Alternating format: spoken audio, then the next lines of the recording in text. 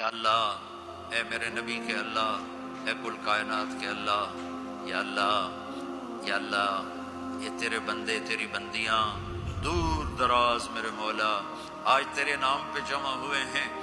یا اللہ ہم کوئی اتنے اچھے مسلمان نہیں ہیں، اتنے اچھے بندے بندیاں نہیں ہیں، ہمارے دامن گناہوں سے سیاہ ہیں، ہمارے چہرے سیاہ ہیں، ہمارا وجود گناہوں میں ڈوبا ہوا ہے۔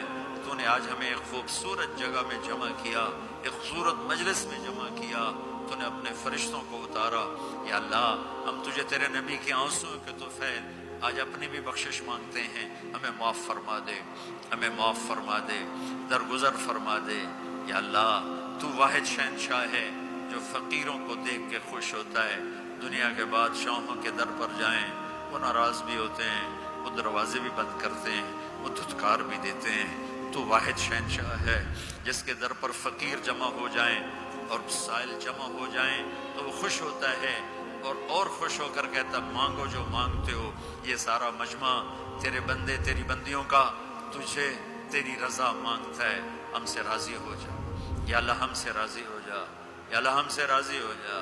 یا اللہ میں معاف فرما دے، تو نے سمجھایا ہم کوئی نہ سمجھے، تو نے روکا ہم کوئی نہ رکے، جب تو نے رزق دیا نافرمانی میں لگایا، تو نے آنکھیں دی غلط دیکھا، تو نے زبان دی غلط بولا، تو نے کان دیے غلط سنا، تو نے ہاتھ پاؤں دیے غلط چلے، تو نے رزق دیا ہم تجھے بھول گئے۔ یا اللہ یہ سارا وفد تیری بارگاہ میں معصوم بچوں کے ساتھ یا اللہ تیری بارگاہ میں پیش خدمت ہے، درگزر فرما، نظر کرم فرما، نظر رحمت فرما۔